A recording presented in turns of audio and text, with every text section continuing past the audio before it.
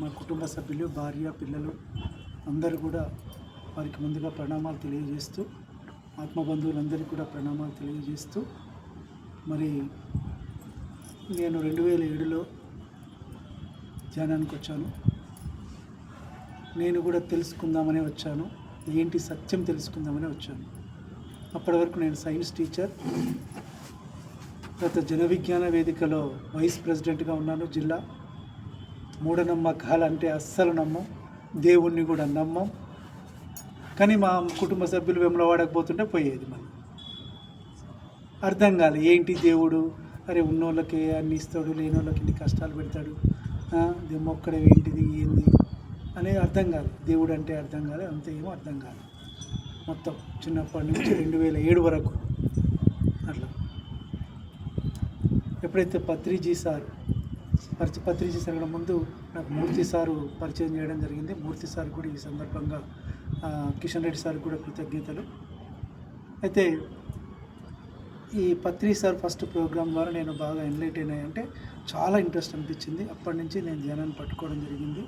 అసలు ఎందుకు మానవ జీవితం, కష్టాలు సుఖాలు ఎందుకు లభిస్తాయి, ఎట్లా ఉండాలి అనేది గురువు గారి దగ్గర నాకు చాలా అర్థమైపోయింది. అందుకే సార్ను నేను పట్టుకోవడం జరిగింది.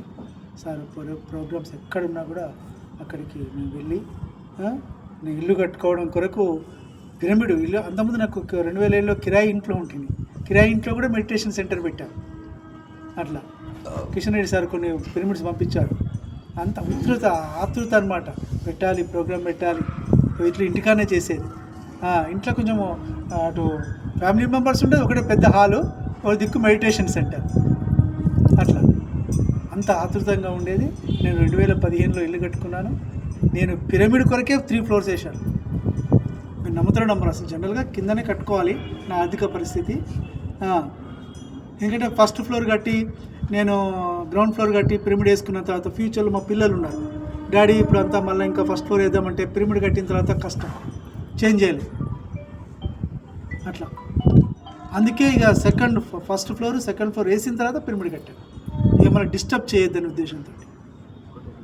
అట్లా కాబట్టి మనం అంతా కూడా పిరమిడ్లు కట్టుకోవాలి వీలైనంత వరకు. అందరూ కూడా పిరమిడ్ అనేది విశ్వశక్తికి నిలయం. అదేవిధంగా పత్రి సార్ ముఖ్యంగా మనం ఒక కాన్సెప్ట్ చెప్పుకుందాం, వాక్క్షేత్రం అని గురించి చెప్పుకుందాం కొద్దిసేపు. నాకు తెలిసింది చెప్తాను, ఇంకా తెలియంది మీకు కూడా చాలా తెలిసి ఉంటుంది. అయితే రమణ మహర్షి దగ్గర అందరూ వెళ్తుంటారు. వెళ్ళిన తర్వాత అందరూ ఏం చెప్పాడు, మౌనంగా ఉంటాడు. ఒకవేళ మనం ఏదైనా అడిగినాం అనుకోండి, అడిగితే తను ఏమంటాడు తెలుసా, నిన్ను నువ్వు తెలుసుకో, అంతే, ఒకటే వాడు. మౌనము లేదా తన నుంచి మాట వస్తే నిన్ను నువ్వు తెలుసుకో. ఏంటి నిన్ను నువ్వు తెలుసుకోవడం అంటే ఏంది, మనను మనం తెలుసుకోవడం అంటే ఏంది? మనము అంటే నేను అనేది 3 క్షేత్రాల మయం. ఒకటి భావనా క్షేత్రం, రెండవది వాక్క్షేత్రం, మూడవది చేష్టా క్షేత్రం, కర్మల క్షేత్రం. నా గురించి నేను తెలుసుకోవాలంటే నా భావాల గురించి తెలుసుకోవాలి, ఆలోచనల గురించి తెలుసుకోవాలి. భావము ఆలోచన. రెండవది నేను ఏం మాట్లాడుతున్నా గురించి తెలుసుకోవాలి, నేను ఏం పనులు చేస్తున్నానో తెలుసుకోవాలి. ఈ 3 గురించి తెలుసుకోవడమే నన్ను నేను తెలుసుకోవడం. నన్ను నేను తెలుసుకోవడం అంటే ఈ 3 క్షేత్రాలు ఎట్లున్నాయి, ఎట్లా సరి చేసుకోవాలి, అదే ఆధ్యాత్మికత. మరి ఏం చేద్దాం? ఫస్ట్ భావనా క్షేత్రం. భావనా క్షేత్రము లోపల భావనకు ఆలోచనలు కొంత తేడా. ఆలోచిస్తున్న మనసు రోజు ఒక 60,000 ఆలోచనలు చేస్తూ ఉంటాం, క్షణక్షణం ఆలోచన చేస్తూ ఉంటాం. ఆలోచనలు చేస్తున్నప్పుడు శక్తి బాగా ఖర్చు అవుతుంది. శక్తిని పొదుపు చేసుకోవాలి కాబట్టి ఆలోచనలు తక్కువగా ఆలోచించాలి ఫస్ట్. తరువాత ఆలోచన చేయడం అనేది మన ఇష్టం. ఇష్టం ఉన్నట్టు ఆలోచించవచ్చు. నా శత్రువుని నేను మనసులో చంపాలనుకుంటాను. దెర్ ఇస్ నో కర్మ. ఆలోచన చేసినంత మాత్రాన కర్మ అంటదు. గుర్తుపెట్టుకోవాలి. ఆలోచన ప్రపంచంలో మనము సర్వస్వతంత్రులము. అంటే స్వతంత్రులం అంటే మన ఇష్టం ఉన్నట్టు ఆలోచించవచ్చు. ఏ కర్మ లేదు, ఎవరు పనిష్మెంట్ ఇయ్యరు. మనం చనిపోయిన తర్వాత పైకి వచ్చిన తర్వాత, అరే నువ్వు చెడ్డగా ఎందుకు ఆలోచించినవురా, మనం చంపాలని ఎందుకు ఆలోచించినవురా, నీకు శిక్ష ఇస్తున్నా అంటారా? అనరు. ఆలోచన చేసిన దానికి ఎవ్వరూ శిక్షించరు, కర్మ కూడా అంటారు. ఇది గుర్తుపెట్టుకోవాలి. అర్థమైందా? ఇక ఆలోచన వేరు, భావం వేరు. భావం అంటే ఎమోషన్. మన శరీర కదలికలన్నీ వస్తాయి దానిలో. అట్లా అర్థమైందా? కాబట్టి ఆలోచన క్షేత్రం అనేది మరి భావము లోపల మళ్ళీ కొంచెం కర్మ వస్తుంది. బాగా కోపంగా ఉన్నాం అనుకో, కళ్ళన్నీ ఎర్రగాయి, చేతులన్నీ బాగా ఎర్రగాయి, ఇదిలో బాగా తీవ్రంగా, అది కొంచెం మళ్ళీ అది వేరే అవుతుంది. కానీ మనసుకు మాత్రం ఆలోచన క్షేత్రం అంటే మనకు ఏ కర్మ అంటుంది, మన ఇష్టం ఉన్న ఆలోచనలు చేయడానికి వీలుంటుంది. దానికి కర్మ అనేది ఉండదు. అదే ఆలోచించి ఆలోచించి సబ్కాన్షియస్లో ఒక మైండ్లోకి వెళ్ళి అది భావంగా మారుతుంది. అట్లా మామూలుగా ఒకసారి ఆలోచించినంత మాత్రం అది భావం అయిపోదు. అట్లా కాబట్టి మనం ఆలోచన చేయడం వల్ల మన నష్టం ఏంది? మన ఇష్టం ఉన్నప్పుడు మనం స్వతంత్రులమే, ఏమైనా ఆలోచించవచ్చు. కర్మ ఏమి ఉండదు. ఒకరిని మనకు అన్యాయం చేశాడు, మనం అనుకుంటాం ఒకటి శిక్ష పడాలి అనుకుంటాం, అంతే. కానీ మనకు ఏం శిక్ష పడదు, ఆలోచన చేస్తాం అంతే. దానికి శిక్ష అనేది ఉండదు. మన ఇష్టం ఉన్నట్టు ఆలోచించవచ్చు. దానికి అది మనకు స్వతంత్రం అన్నమాట. అట్లా అదొకటి. కాబట్టి మరి ఆలోచించినప్పుడు మనకు నష్టం ఏంటి జరుగుతుంది? ఇష్టం ఉన్నట్టు ఆలోచించడం అంటే బాగా ప్రతి ఆలోచనకు ఒక శక్తిని తీసుకుంటుంది, శక్తి ఖర్చు అయిపోతుంది. ఇదొకటి పాయింట్ గుర్తుపెట్టుకోవాలి. అదేవిధంగా బాగా ఆలోచించి మనకి ఏదైనా కావాలనుకున్నప్పుడు అది సబ్కాన్షియస్ మైండ్కి భావంగా ఏర్పడుతుంది. ఆ భావమే మేనిఫెస్ట్ అవుతుంది భౌతిక ప్రపంచంలో. కోరిక, నాకు కారు కావాలి, ఉత్తగా కారు కావాలనుకుంటే ఆలోచన అవుతుంది. కారు కావాలి, పలానా కారు కావాలి, మంచి స్పష్టతతో మనం బాగా కోరుకొని పదే చేసినప్పుడు సబ్కాన్షియస్లో మన అయిపోతుంది. ఎక్కడ కారు చూసినా ఆ భావం బయటకు వస్తుంది. అది ఎమోషన్ అవుతుంది. ఆ ఎమోషన్లు మేనిఫెస్ట్ అవుతుంది. ఇదొకటి మనం బాగా గుర్తుపెట్టుకోవాల్సిన అంశం. అదేవిధంగా వాక్క్షేత్రం తర్వాత చేష్టాక్షేత్రం. వాక్క్షేత్రం నెక్స్ట్ చెప్పుకుందాం. చేష్టాక్షేత్రం అంటే పనులు, మనం చేసే పనులు. అట్లా ఈ పనులు ఎట్లా చేస్తాం చెప్పండి? మన గుణాలు తెలుసు. తమో గుణము, రజోగుణము, సత్వగుణము, నిర్గుణము. కొన్ని జన్మలు తమో గుణంలో ఉంటాం, కొన్ని జన్మలు రజోగుణంలో ఉంటాం, కొన్ని జన్మలు సాత్విక గుణంలో ఉంటాం, కొన్ని జన్మలు లాస్ట్ జన్మలు నిర్గుణంలో ఉంటాం. అందరం ఒక జన్మలలో లేము. మరి తమో గుణము క్యారెక్టర్ వేరే, రజోగుణం క్యారెక్టర్ వేరే, సాత్విక గుణం క్యారెక్టర్ వేరే, నిర్గుణం క్యారెక్టర్ వేరే.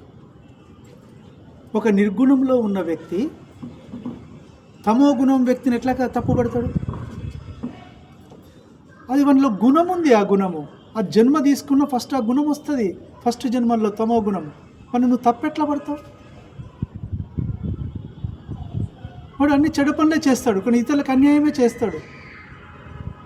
నువ్వు వాడు తప్పు అని ఎట్లా జడ్జిమెంట్ చేస్తావు? వాని గుణము తగ్గట్టు వాడి పని ఉంది. గుణముకు వ్యతిరేకంగా ఏ పని చేయలేదు, అది అసంభవము. ఫస్ట్ గుర్తుపెట్టుకోవాలి. నేను తమో గుణములో ఉంటే అన్ని తమో గుణము పనులే చేస్తాను, రజోగుణం పనులు ఎట్టి పరిస్థితిలో చేయను. రజోగుణం వ్యక్తి రజోగుణం పనులే చేస్తాడు. సాత్విక గుణం ఉన్న వ్యక్తి సాత్విక గుణలే పనులే చేస్తాడు. నిర్గుణంలో ఉన్న వ్యక్తి ప్రతిఫలాపేక్ష లేకుండా అన్ని పనులు చేస్తాడు, ఎవరిని తప్పుపట్టాడు.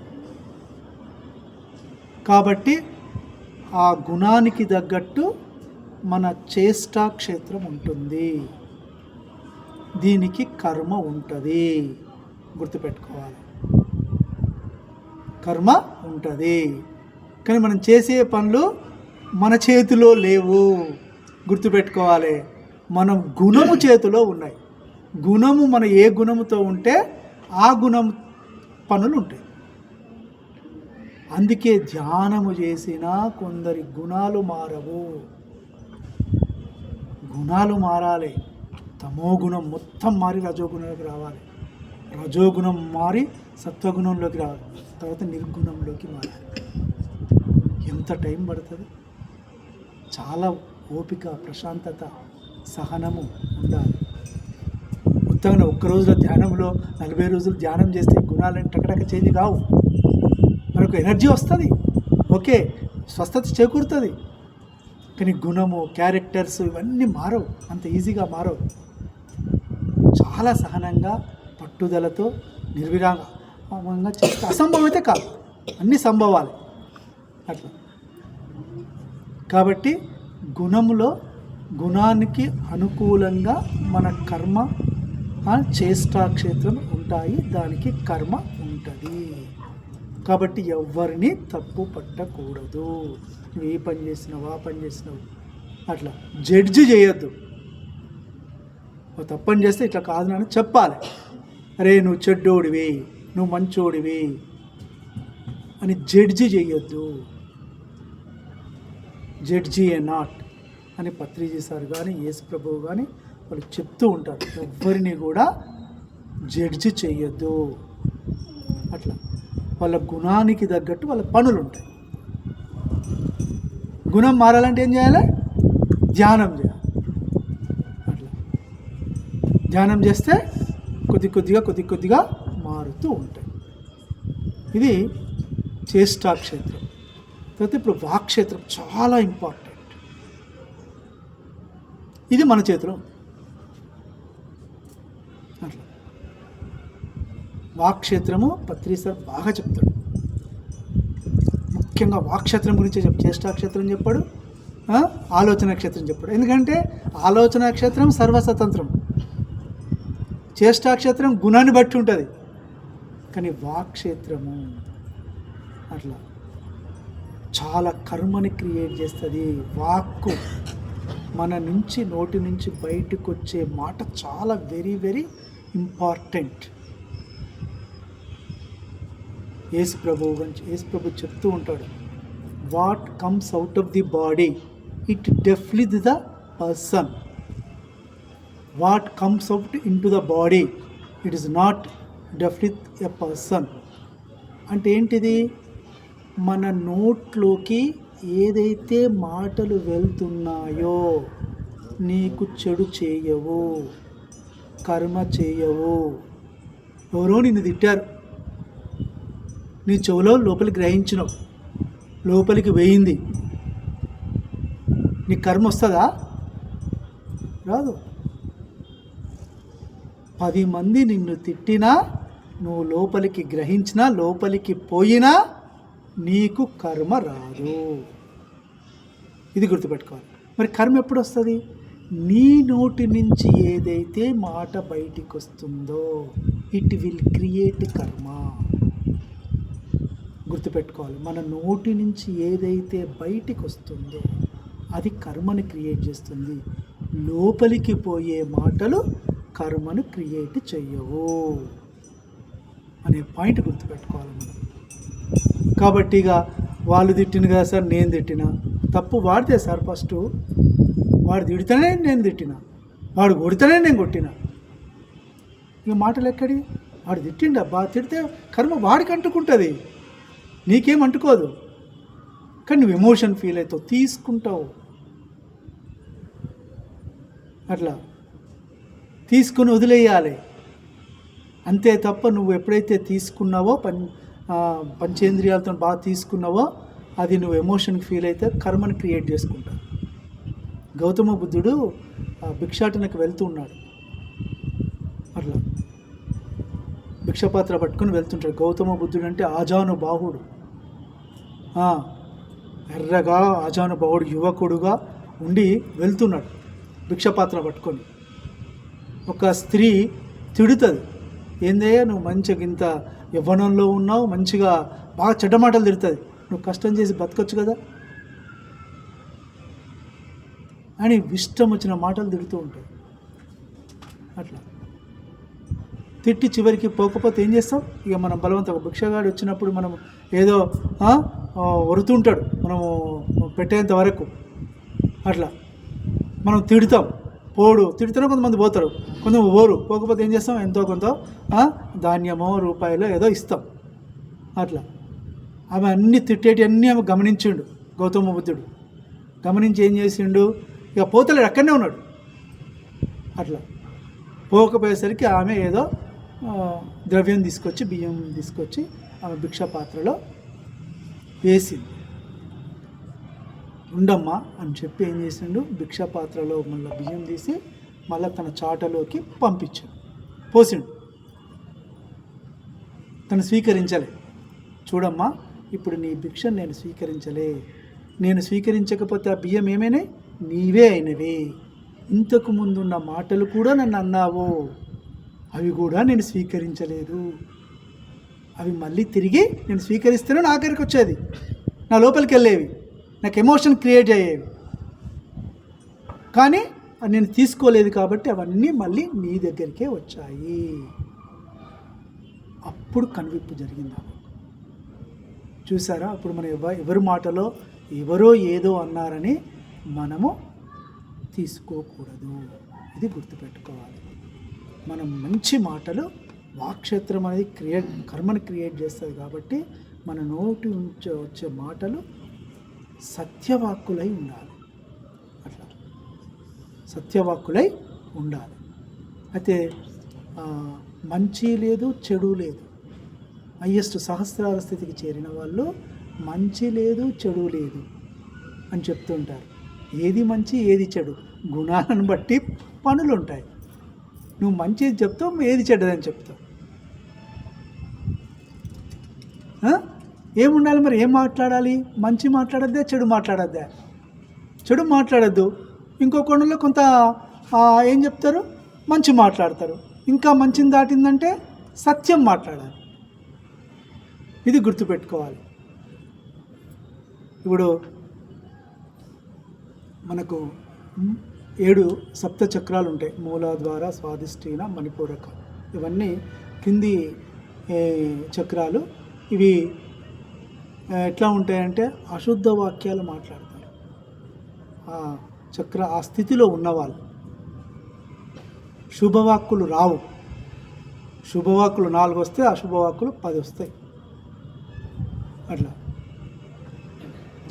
3 కింది స్థితి చక్రాలు, కింది చక్రాలు అంటారు వాటిని. వాళ్ళందరూ కూడా ఆ స్థితిలో మాట్లాడతారు. శుభం మాట్లాడరు. ఒక్కటి శుభం మాట్లాడితే మిగతా అన్ని అశుభం మాట్లాడతారు, అంత నెగిటివ్. అట్లా అదేవిధంగా అనాహత చక్రం, ఆజ్ఞా చక్రం, ఈ స్థితిలో ఉన్నవారు శుభవాక్యాలు మాట్లాడతారు, పాజిటివ్ మాట్లాడతారు. అట్లా మరి ఆజ్ఞాచక్రము, సహస్ర చక్రం ఉన్న వాళ్ళు సత్యవాక్కులు మాట్లాడతారు, సత్యం మాట్లాడతారు. అట్లా కాబట్టి మనం మాట్లాడేటప్పుడు చాలా జాగ్రత్తగా మాట్లాడాలి. పత్రిజీ సార్తో సారు గమనించినప్పుడు, సారు వచ్చినప్పుడు చాలామంది ఏమంటారు, బాగున్నారా సార్? మన ఇంటికి వచ్చారనుకుందాం జనరల్గా. ఒకసారి చూసి సంవత్సరం తర్వాత వచ్చింది, సార్ ఎట్లున్నా సార్, బాగున్నారా సార్? మనం అంటాం, రే ఏందిరా బాగున్నా, నేను బాగాలేనారా? నేను నన్ను చూసి ఆరోగ్యంగా ఉండి చూసి నువ్వు అడుగుతావురా, ఏం మాట్లాడరా నీ అనుకో. అంటే మన అవేర్నెస్ లేము. మన నోటి నుంచి బాగున్నావా అంటే ఏంది? నువ్వు హెల్త్ ప్రాబ్లంతో బాధపడ్డప్పుడు, అప్పుడు క్యూర్ అయినప్పుడు అప్పుడు అడగాలి. నేను మొత్తం చూసి నువ్వు అట్లా అడుగుతున్నావు. Correction in your words. వాక్క్షేత్రం సరి చేసుకో. అట్లా ఏంటి ఆ సంగతులు అడుగు. సార్ ఎప్పుడు కానీ మనకు వచ్చినప్పుడు ఏమిటి ఆ సంగతులు, ఏంటి సంగతులు అంటాడు. అంతేగాని నువ్వు బాగున్నావా, మనం ఆరోగ్యంగా ఉంటే సార్ తెలుసు కదా, ఏంటి సంగతులు అంటాడు, ఏంటి విశేషాలు అంటాడు. అట్లా మనం అంటే ఇతరుల గురించి వాక్ మాట్లాడేటప్పుడు చాలా జాగ్రత్తగా ఇవి మనము పాటించాలన్నమాట. అట్లా ఇది వాక్క్షేత్రానికి సంబంధించింది. వాక్క్షేత్రానికి సంబంధించింది ఈ మూలాధార చక్రం ఉన్న వాళ్ళు ఇంతకుముందు చెప్పిన అశుభవాక్యులు, తర్వాత శుభ పలుకులు, తర్వాత సత్యవాక్కులు. మన పిరమిడ్ మాస్టర్లు అందరూ చెప్తూ ఉంటారు. ఎవరు? మనమంతా కూడా శాస్త్రాల స్థితిలో ఉన్న అన్ని సత్యవాక్కులే పలుకుతాము. అట్లా సత్యవాక్కులు అంటే మనకి ఏమైనా ప్రాబ్లం ఉన్నది అనుకోండి, మన ప్రాబ్లం ఉన్నప్పుడు వచ్చినప్పుడు ఏం చేయమన్నా, ధ్యానం చేయమన్నారు. అట్లా మాంసాహారం వచ్చిండో ప్రాబ్లం ఉందా, అయ్యా శాకాహారం తీసుకో, అట్లా ధ్యానం చేయి. శాకాహారి వచ్చిండు అనుకో, ధ్యానం చేయి. అట్లా నేను శాకాహారం తీసుకుంటున్నా, ధ్యానం చేస్తున్నా, ఎట్లా సార్ ప్రాబ్లం పోతలేదు? ఆధ్యాత్మిక సేవ చేయి, ఇతరులకు సేవ చేయి. సార్ చెప్పిన సేవ అనేది చాలా ఇంపార్టెంట్. అట్లా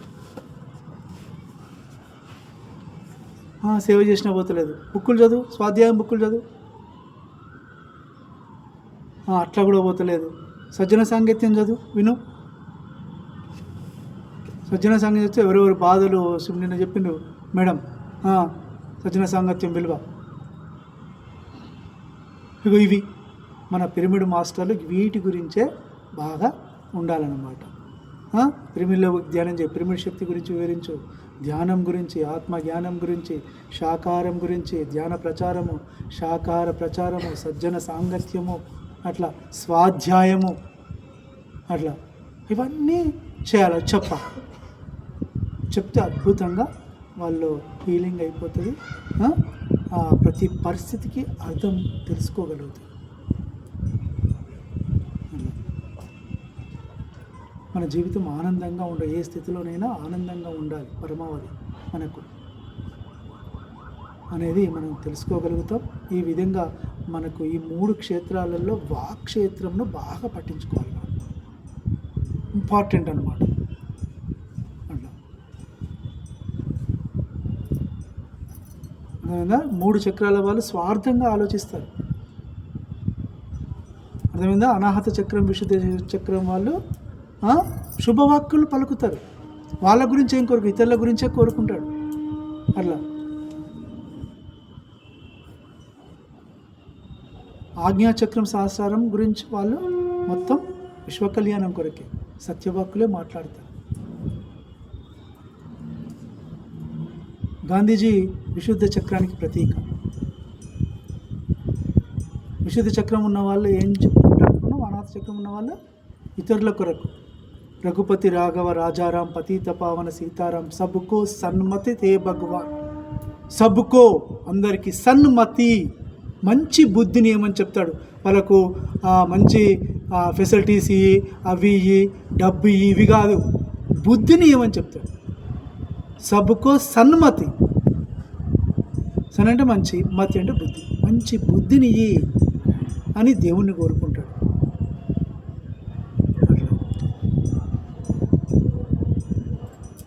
ఇంత ఉన్నానండి, సబ్జెక్టు చాలా ఉంటుంది. కాబట్టి మన వాక్క్షేత్రం మన నుంచి ఏదైతే బయటికి పోతుందో, ముత్యాలు లాంటి ఇతరులకు ఇబ్బంది కలగనటువంటి మాటలు, ప్రేమపూర్వక మాటలు, ఈ మాటలు మన నుంచి బయటికి రావాలి. లేదంటే కర్మ క్రియేట్ అవుతుంది. మన మాటల వల్ల ఎవరు చిన్న బాధపడ్డా అది కర్మ క్రియేట్ అవుతుంది. ఇది గుర్తుపెట్టుకోవాల్సిన అవసరం. వాక్క్షేత్రం పైన బాగా దృష్టి పెట్టాలి. తర్వాత చేష్టాక్షేత్రము మారాలంటే బాగా ధ్యానం చేయాలి. చేస్తే మన గుణం కొద్దిగా మారుతూ ఉంటుంది. అట్లా ఆలోచన క్షేత్రంలో మనకు కర్మే ఉండదు. ఏం ఆలోచించినా దాని గురించి వదిలిపెట్టేసాలి. అట్లా ఎక్కువ ఆలోచిస్తే శక్తి పోతుంది, అంతే, శక్తి ఖర్చు అవుతుంది. కాబట్టి మానవుని నిన్ను నువ్వు తెలుసుకోమంటే ఈ 3 క్షేత్రాలు అన్నమాట. అట్లా భావనా క్షేత్రము లేదా ఆలోచనా క్షేత్రము, తర్వాత వాక్క్షేత్రము, చేష్టా క్షేత్రం. నిన్ను నువ్వు తెలుసుకోమంటే ఈ 3 క్షేత్రాల గురించి మనం తెలుసుకోవాలి. ఎక్కడ సరి చేసుకోవాల్సింది అనేది మనం చెక్ చేసుకుని దాన్ని ఫాలో అయితే అద్భుతంగా మనం ఉండగలుగుతాం. థ్యాంక్ యూ, అవకాశం ఇచ్చినందుకు థ్యాంక్ యూ వెరీ మచ్. తర్వాత రేపు